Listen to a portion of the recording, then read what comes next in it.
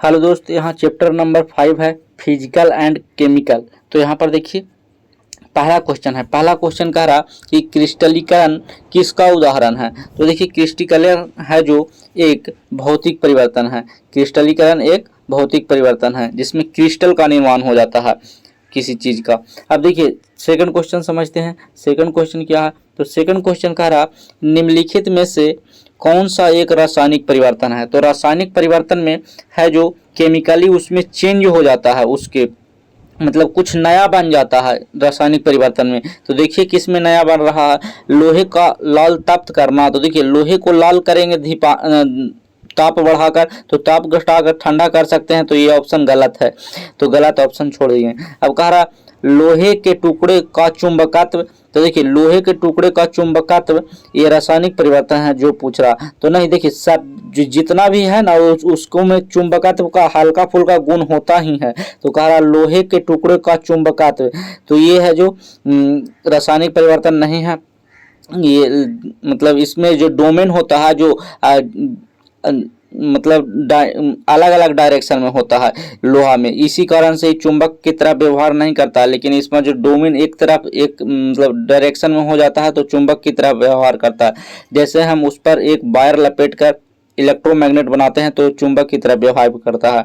अब देखिए तीसरा क्वेश्चन, तीसरा ऑप्शन कह रहा लोहे में जंग लगना। तो हाँ लोहे में जंग लग जाएगा, ये रासायनिक परिवर्तन है। लोहा है जो अब खत्म हो जाएगा, मतलब दूसरा चीज में बदल जाएगा। लोहा का भार बढ़ जाता है जंग लगने पर, तो ये रासायनिक परिवर्तन है। तो इसका सही आंसर ऑप्शन नंबर 3 हो जाएगा। नेक्स्ट क्वेश्चन देखिए।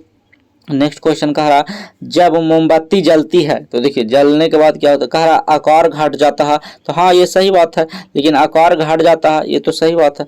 कह रहा मोम पिघलता है, ये भी सही बात है। अब यहाँ कह रहा लौ और कालिख देखा जा सकता है। तो देखिए मोमबत्ती जलता है तो उसमें एक धागा रहता है जो जलता है, तो उससे लौ और कालिख निकलता है। लौ तो निकलता है मोम से और कालिख निकलता है वो जो जलता है जो, और कुछ मोम भी जलता है तो उससे भी निकलता है। कह रहा पिघला हुआ मोम जम जाता है। तो इसमें देखिए ये वाला जो ऑप्शन नंबर सी है जो लग रहा है कि ये है जो रासायनिक परिवर्तन है, क्योंकि ये नया चीज बना दिया, कालिख बना दिया, तो ये रासायनिक परिवर्तन है। तो देखिए सी से हम पकड़ेंगे, सी को कह रहा होगा रासायनिक परिवर्तन है। तो यहाँ पर देखिए ऑप्शन नंबर सी में कह रहा है रासायनिक परिवर्तन है, अन्य भौतिक परिवर्तन है। तो ये हो सकता है। यहाँ पर देखिए ए को कह दिया भौतिक परिवर्तन, ये तो गलत बात है। सी और डी को रासायनिक परिवर्तन कह रहा। डी यहाँ पर देखिए मोम जम रहा है, तो मोम जम रहा है फिर इसको पिघला भी सकते हैं, तो कोई दिक्कत नहीं है, ये वाला गलत है। और एक भौतिक परिवर्तन है, इसका आकार घट जाता है। इसका आकार ये घट रहा है जब मोम गल कर नीचे गिर रहा, और कोई बात नहीं है। तो ये है जो, और कुछ नया भी नहीं बन रहा, गलने के बाद कुछ नया थोड़ी बन रहा है, मोम से कुछ नया नहीं बन रहा, तो ये रासायनिक परिवर्तन नहीं होगा, ये भौतिक परिवर्तन होगा। तो ये तो ऑप्शन ए है जो सही कह रहा है कि भौतिक परिवर्तन है। अन्य रासायनिक परिवर्तन है, पूरा बोल रहा है ये मोम पिघलता है जिसको, इसको भी बोल दिया, लेकिन गलत है। सिर्फ सी को कहना चाहिए रासायनिक परिवर्तन है, बाकी जो तीनों है जो भौतिक परिवर्तन है। तो यहाँ पर देखिए ऑप्शन नंबर सी में दिया हुआ है, तो ये ऑप्शन सी इसका सही आंसर है।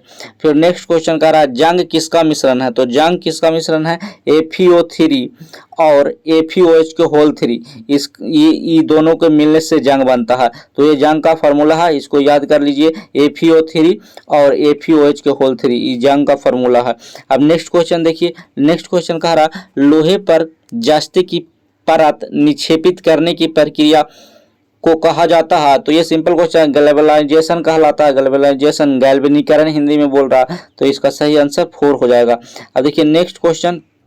नेक्स्ट क्वेश्चन 6 नंबर है, कह रहा नीचे दिए गए 2 प्रकार के परिवर्तनों को अध्ययन कीजिए। तो पहला में है कालिका का पुष्पन और घास काटना, और दूसरा में है गर्म करने पर लोहे का फैलना। तो देखिए ठंडा करेंगे तो ये फिर मतलब फैला हुआ था जो कम हो जाएगा।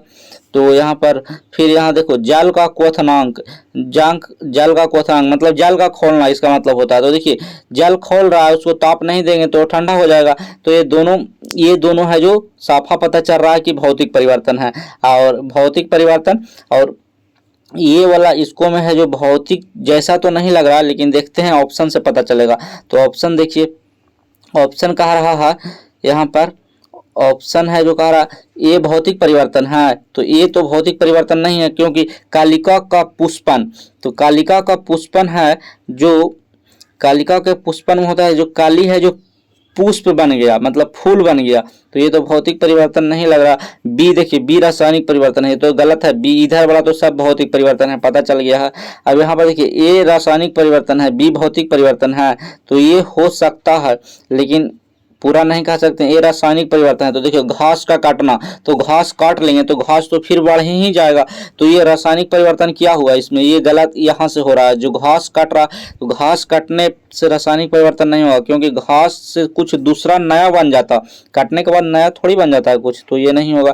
कह ये अनुत्क्रमणीय परिवर्तन है और बी उत्क्रमणीय परिवर्तन है। तो देखिए इसका इंग्लिश में नाम सुनिएगा ना तो समझ में आ जाएगा।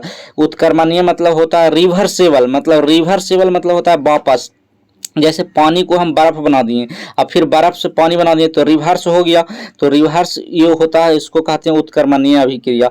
तो और अनुत्क्रमणीय परिवर्तन इनरिवर्सिबल, इरिवर्सिबल जिसको कहते हैं इरिवर्सिबल, मतलब ये जो वापस नहीं आएगा, कुछ नया बने चाहे ना, जैसे इधर से दूध से दही बन गया, लेकिन दही से दूध बनने या ना बनने, इसको का जैसे दूध से दही बना तो ये तो हो जाएगा रासायनिक परिवर्तन, लेकिन ये अनुत्क्रमणीय परिवर्तन भी होगा, क्योंकि इरिवर्सिबल है। इरिवर्सिबल मतलब वापस नहीं होगा, लेकिन इसको है जो, तो यहाँ पर जो ये अनुत्क्रमणीय परिवर्तन है, जो लिखने का मतलब हुआ इरिवर्सिबल, मतलब इरिवर्सिबल मतलब कि वापस नहीं होगा। तो यहाँ पर देखिए ऑप्शन पता चल जाएगा साफ से, घास का कटना। अब जो घास कट गया है वो वापस उसी कंडीशन में आ सकता है नहीं, लेकिन इसको रासायनिक परिवर्तन नहीं कह सकते हैं, क्योंकि ये है जो कुछ नया नहीं बना है, और इरिवर्सिबल में होता है कुछ नया बने या ना बने, वो वापस नहीं होगा, वो नियम जो चालू हो गया। तो इसी कारण ऑप्शन नंबर 3 हो जाएगा इसका सही आंसर। अब देखिए नेक्स्ट क्वेश्चन देखिए, सातवां क्वेश्चन कह रहा कि निम्नलिखित में से सही कथनों की पहचान कीजिए। लकड़ी का जलना एक भौतिक तथा अनुत्क्रमणीय परिवर्तन है। तो देखिए लकड़ी का जलना, लकड़ी जो जल गया ये तो रासायनिक परिवर्तन है, और यहाँ पर भौतिक बोल रहा, तो ये गलत हो गया, यहीं से गलत हो गया, आगे जाने की जरूरत नहीं है, तो ऑप्शन ए गलत है। फिर कह रहा बी में जल क्वथन एक रासायनिक तथा उत्क्रमणीय परिवर्तन है। तो देखिए जल का क्वथन एक रासायनिक परिवर्तन नहीं है, जल का खोलना इसका मतलब होता है, जल खोल गया मतलब उबाल हो गया, तो ताप नहीं देंगे तो ये तो फिर वापस ही आ जाएगा, तो ये वापस आ जा सकता, और जल को मतलब खोलने से वाष्प बनेगा, फिर वाष्प से फिर ये जल बन जाएगा, तो ये इरिवर्सिबल भी है, तो ये गलत है ऑप्शन, ये भौतिक परिवर्तन होगा, क्योंकि ये है जो वापस भी आ जाएगा। तो यहाँ से तो देखिए उत्क्रमणीय रिवर्स हो सकता है जो लिखा हुआ, लेकिन रासायनिक परिवर्तन नहीं, ये भौतिक परिवर्तन है। अब देखिए अगला देखिए, लकड़ी के बुरादे में बदल देना। जो लकड़ी है, लकड़ी को बुरादे में बदल देना, मतलब इसका मतलब हुआ कि जो लकड़ी है उसको बुरादा में बदलना, तो बुरादा मतलब होगा छोटा छोटा कर देना उसको, तो जो लकड़ी बुरादा में बदल गया, अब वो वापस है जो तो नहीं हो सकता है, क्योंकि वो जो खराब हो गया वो पूरा, मतलब जो पूरा बेकार हो गया, तो उसको अनुत्क्रमणीय परिवर्तन तो कह ही सकते हैं, क्योंकि वो इरिवर्सिबल नहीं है, लेकिन भौतिक परिवर्तन है, क्योंकि वो नया कुछ नहीं बना है, वो लकड़ी ही है, लेकिन सिर्फ बुरादा में बदला है। इसी कारण इसका ऑप्शन नंबर सी हो जाएगा इसका सही आंसर। तो ऑप्शन नंबर सी इसका सही आंसर है। अब नेक्स्ट क्वेश्चन कह रहा है कि जब विद्युत को जल के माध्यम से प्रवाहित किया जाता है तो विद्युत अपघटन है, तो किस प्रकार का परिवर्तन है। तो ये रासायनिक परिवर्तन है, केमिकल प्रोसेस के द्वारा है, जो जल होता है उससे बिजली है, जो सोडियम, ये जो होता है सोडियम आयन, उसके सहारा लाइन है जो पार हो जाता है। तो इसका सही आंसर ऑप्शन नंबर 2 हो जाएगा, जो रासायनिक परिवर्तन है। अब नेक्स्ट क्वेश्चन है जो कह रहा है क्या, तो देखिए नेक्स्ट क्वेश्चन है जो कह रहा कि पदार्थों के शुद्धिकरण में क्रिस्टलीकरण के महत्व को समझाइए। समुद्री जल से प्राप्त अशुद्ध नमक को क्रिस्टलीकरण के माध्यम से किस प्रकार शुद्ध किया जा सकता है। इस पर चर्चा कीजिए तथा विलेयता के अंतर के आधार पर अशुद्धियों से शुद्ध क्रिस्टल को अलग करने पर जोर दीजिए। तो देखिए इसका ऑप्शन क्या कह रहा है जो समझते हैं।